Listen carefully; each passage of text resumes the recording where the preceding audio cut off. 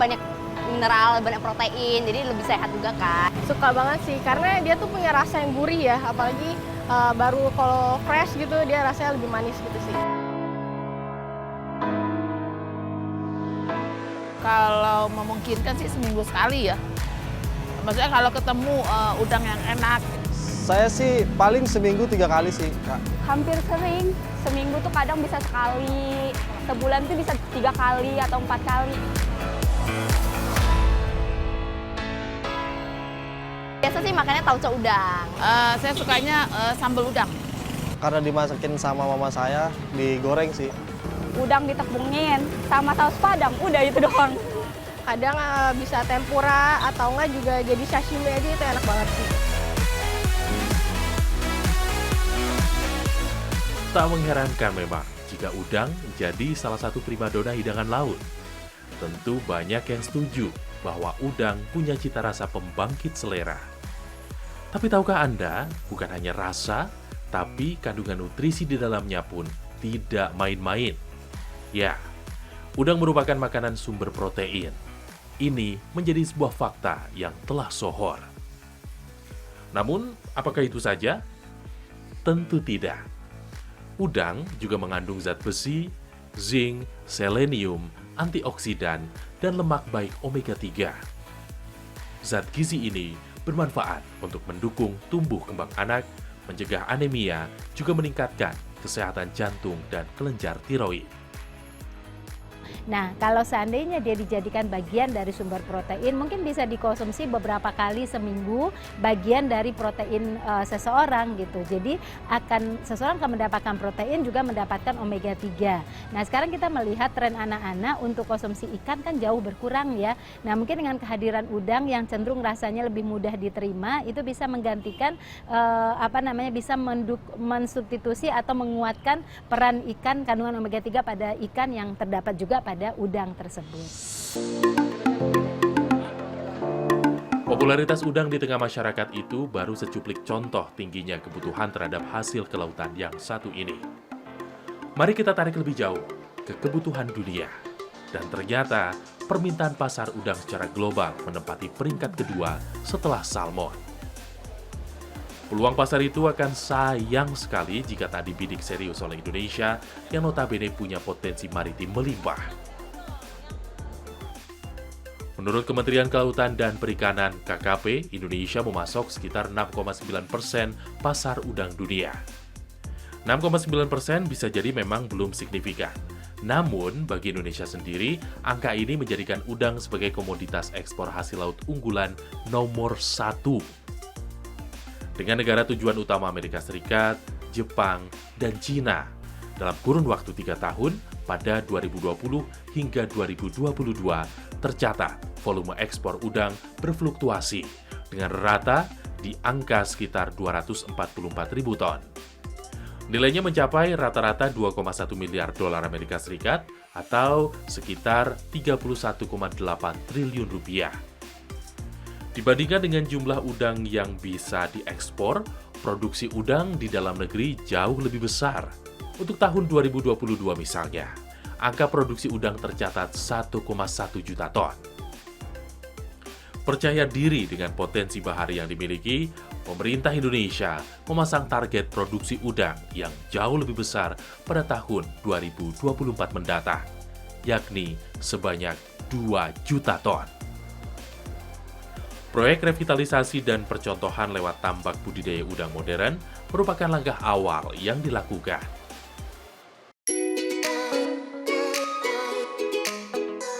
9 Maret 2023, Indonesia memiliki tambak budidaya udang berbasis kawasan atau BUBK yang lokasinya berada di Kabupaten Kebumen, Jawa Tengah.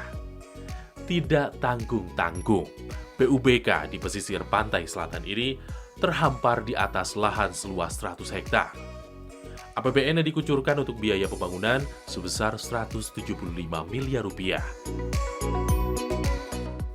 Presiden Joko Widodo memproyeksikan investasi pada sektor kelautan ini akan menghasilkan lebih dari 40 ton udang per 1 hektarnya. Dan dengan mengucap Bismillahirrahmanirrahim, pada siang hari ini saya resmikan tambak budidaya udang berbasis kawasan di Kabupaten Kebumen, Provinsi Jawa Tengah. Ini akan menjadi sebuah contoh yang nanti bisa dikopi untuk provinsi yang lain, kabupaten yang lain, sehingga manajemen modern yang kita lihat sekarang ini bisa nantinya dikopi untuk diterapkan di daerah lain. Kita harapkan ini menjadi sebuah contoh yang baik bagi budidaya udang faname yang memerlukan kebersihan air, yang memerlukan betul-betul manajemen yang detail. Upaya tersebut dinilai baik dan patut mendapatkan dukungan. Setidaknya, itulah yang disampaikan oleh Yon Fitner, pengamat perikanan dari Institut Pertanian Bogor IPB. BUBK di Kabupaten Kebumen menurut Yon Fitner hadir dengan sejumlah perbaikan dari model tambak udang yang sebelumnya pernah digarap pemerintah. Penggunaan teknologi yang lebih maju bisa jadi salah satu aspek pendukung untuk memastikan keberlanjutan proyek budidaya udang. Nah, satu kata kunci, keberlanjutan. Meski masih ada di tahap awal, sederet catatan layak mendapatkan perhatian. Demi menciptakan ekosistem industri udang yang baik, setidaknya perlu dilakukan 4 hal, yakni penjagaan kualitas benih, pemeliharaan lingkungan, ketersediaan pakan, serta kepastian pasar. Biasanya, hal yang muncul sebagai kelemahan dalam menjaga keberlangsungan budidaya udang, apalagi dalam skala besar, adalah abai terkait isu lingkungan dan juga mempertahankan tingkat produksi yang stabil. Mengisi dengan mengendalikan pasar dunia itu hal yang berbeda. Nah, saya kira ketika kita ingin melakukan pendekatan revitalisasi untuk mengambil momentum sebagai salah satu negara penghasil udang, kita juga harus menguasai pasar, mengendalikan pasar. Ini yang penting saya kira. Sehingga apa yang kita lakukan sekarang jangan mundur lagi seharusnya. Terus maju, ya kita produksi, kita bangun lahannya, kemudian kita bangun pasarnya dan kuasai pasarnya. Itu saya kira akan bisa membuat sustainability jangka panjang. Kalau dulu mungkin itu tidak terbangun, sehingga tidak sustain. Melalui BUBK Kebumen, pemerintah Indonesia berupaya menyasar tantangan-tantangan itu. Shrimp Estate pertama di Indonesia tak cuma sebagai mesin penggerak produksi udang tanah air, tapi lebih dari itu, juga diproyeksikan sebagai model untuk BUBK lain di masa mendatang.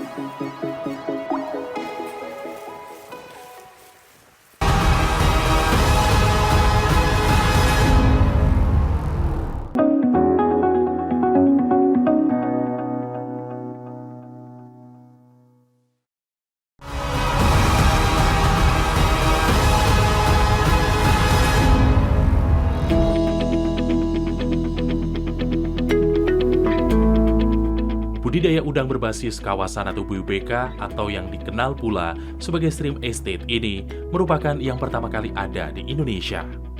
Pada Maret lalu, Presiden Joko Widodo bersama jajaran Kementerian KKP telah menebar benih udang faname berkualitas sebanyak 125.000 benur. 3 bulan berselang dari tanam benih perdana itu, panen udang jenis faname di BUBK Kebumen pun digelar. Di usia kurang dari 100 hari ini, udang-udang telah mencapai size 50.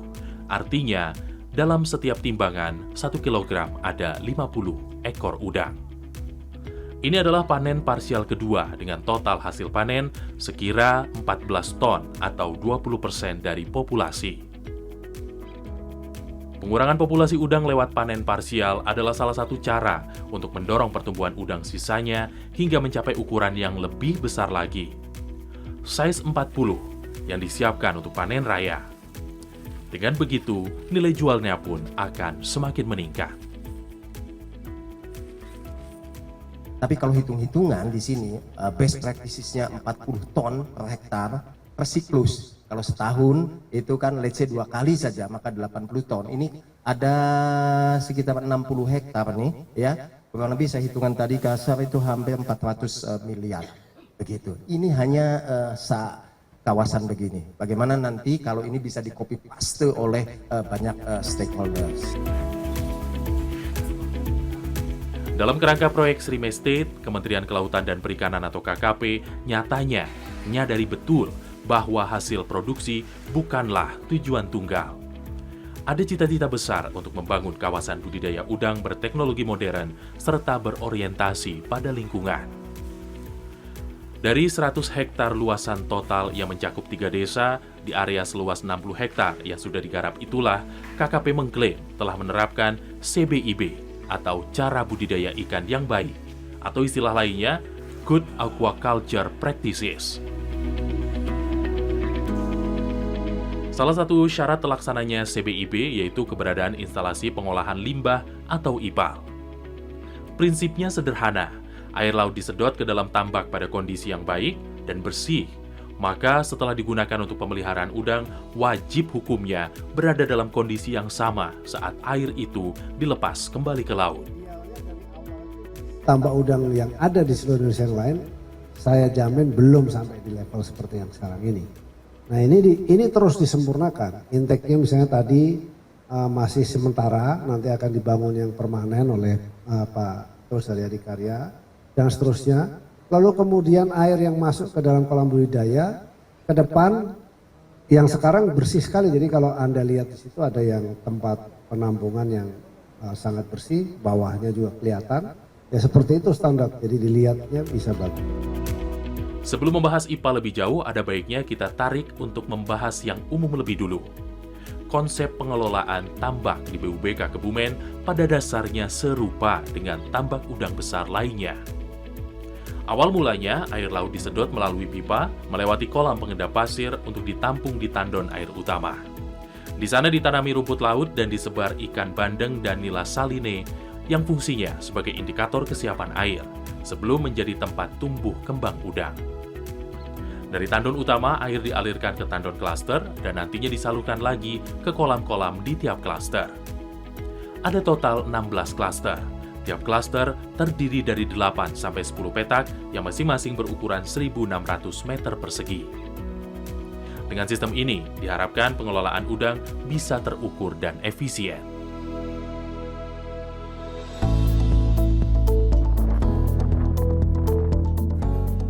Di tahap pemeliharaan, pemberian pakan merupakan aspek krusial.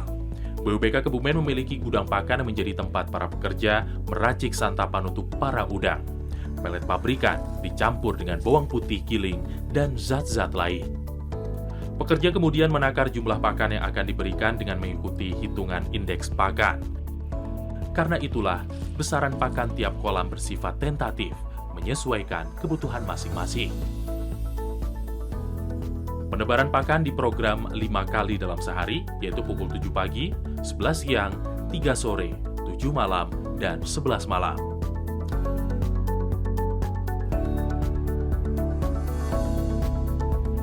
Anko atau jaring yang dibenamkan di kolam dicek secara berkala untuk melihat bagaimana respons udang terhadap pakan. Habisnya pakan pada Anko menjadi indikasi pakan di kolam juga habis dimakan, yang artinya udang dalam kondisi sehat dan lahap.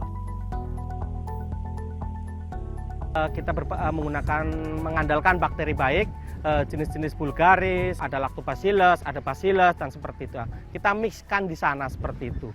Jadi mudah-mudahan dengan adanya kita memixkan di petak pemeliharaan, harapan kami sih tumbuh. Indikasinya kalau kami sih melihat, pertama kita lihat busanya tumbuh dan banyak, yaitu minimal shading dari penetrasi cahaya matahari tidak langsung menumbuhkan fitoplankton yang blooming.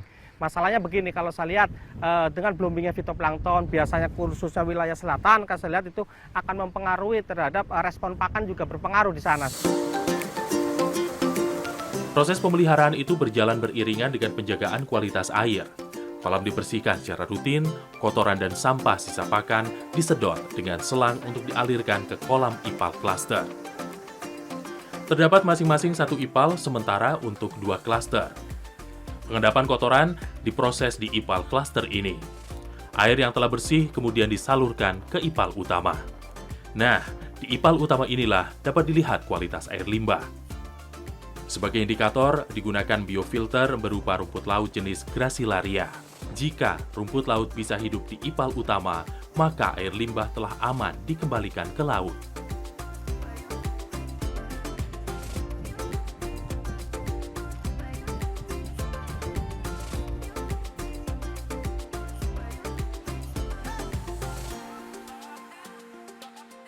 Sekali lagi, serangkaian proses dan teknologi budidaya udang di BUBK Kebumen, meskipun baru awalan, sudah selayaknya membawa angin segar.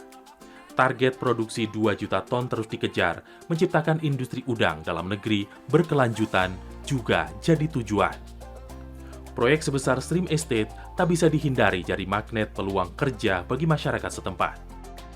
Posisi pekerja di tambak hingga peneliti di laboratorium diisi oleh talenta-talenta lokal Kebumen, khususnya anak-anak muda.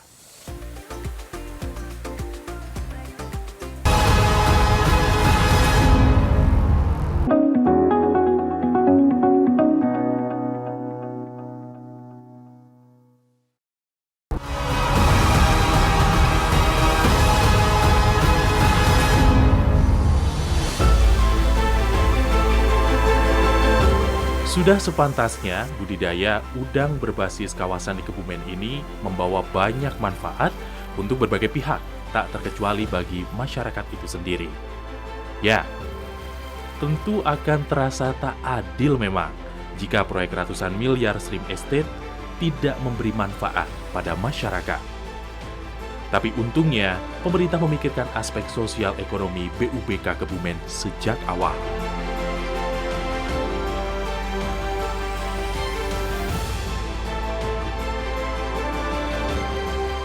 Sebelum BUBK beroperasi, pengelola BUBK di bawah KKP telah menjalin kerjasama dengan pemerintah daerah melalui Dinas Lingkungan Hidup dan Perikanan Kabupaten Kebumen. Dinas kemudian juga bekerja sama dengan 3 desa yang terdampak pembangunan kawasan tambak. Jalan kerjasama yang diambil salah satunya yakni perekrutan tenaga kerja dari masyarakat lokal. Saat ini terdapat 159 pekerja di BUBK Kebumen, dan dari jumlah itu, sebanyak 80-90% merupakan warga setempat.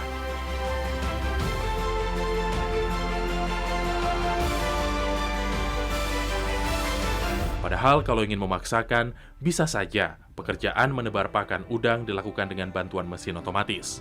Nyatanya, opsi itu tidak dipilih.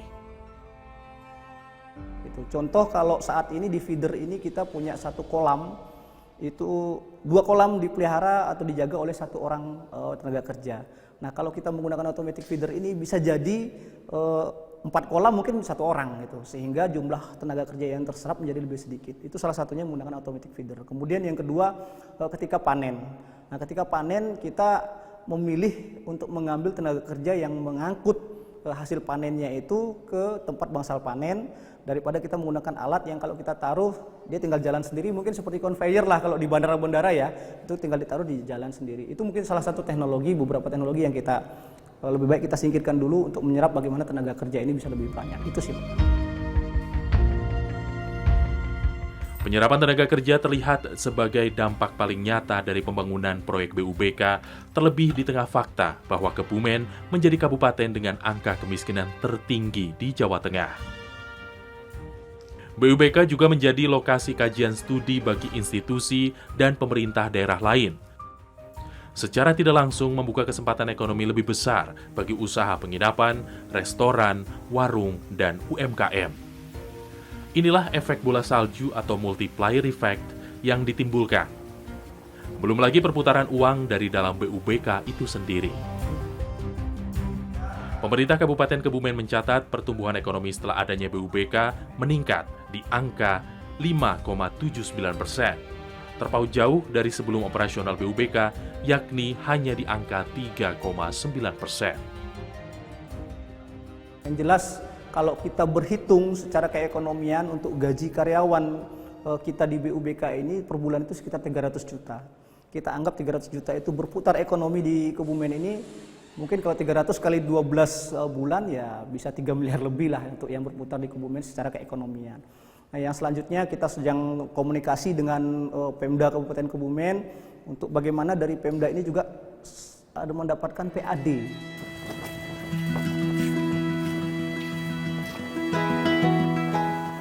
Taufik Hanafi, si anak kolam, adalah contoh anak muda lokal yang berdaya menjadi pekerja Srimesti. Istilah anak kolam tersemat sesuai tanggung jawab yang dilakukan sehari-hari sebagai feeder. Ia memberi pakan pada udang-udang, membersihkan kolam, mengganti air, dan lain sebagainya. Afi, begitu ia biasa dipanggil.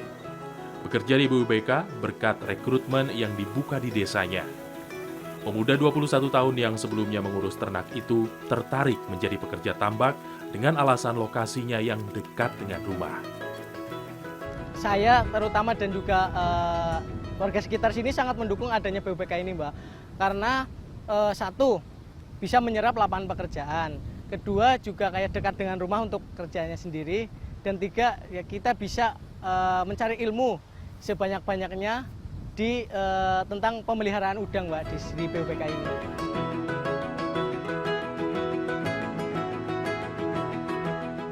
Tak jauh beda dengan Afi, teknisi budidaya bernama Faiz Alfarizi juga menyasar ilmu dan pengalaman dari pekerjaannya di BUBK.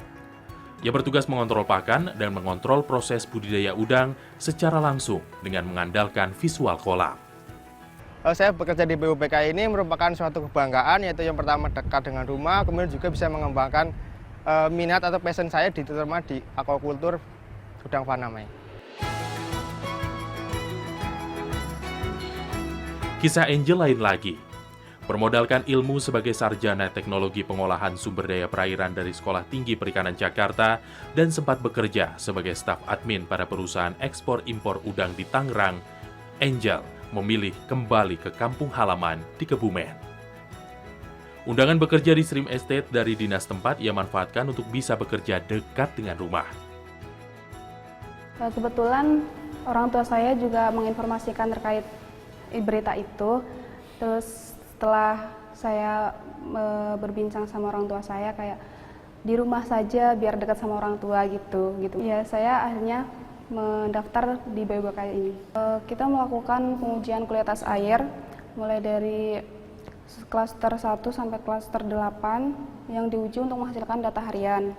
Kemudian kita melakukan pengukuran 24 jam atau in situ setiap hari Rabu. Manfaat yang saya dapatkan, saya dapat bertemu dan berkumpul dengan orang tua, keluarga. Kemudian sebagai warga lokal, saya juga dapat bekerja di kampung halaman saya dan menerapkan ilmu selama saya kuliah. BUBK Kebumen ternyata mampu menyasar berbagai aspek, menjadi percontohan budidaya udang secara modern, berkontribusi pada upaya peningkatan produksi udang, merangkul tenaga kerja lokal, dan membantu meningkatkan ekonomi daerah. Tapi tak cukup sampai di situ, tantangan sesungguhnya masih nyata di depan mata. Mempertahankan keberlanjutan tidak bisa dilihat dalam 1-2 bulan saja. Untuk membuktikan Shrimp Estate jalan terus sampai betul-betul dinyatakan berhasil. Apa parameternya? Parameternya tidak lain tidak bukan, yaitu diadopsi di lokasi lain sehingga ada banyak BUBK lainnya. Hal ini menjadikan cita-cita produksi nasional 2 juta ton udang bukan lagi impian belaka.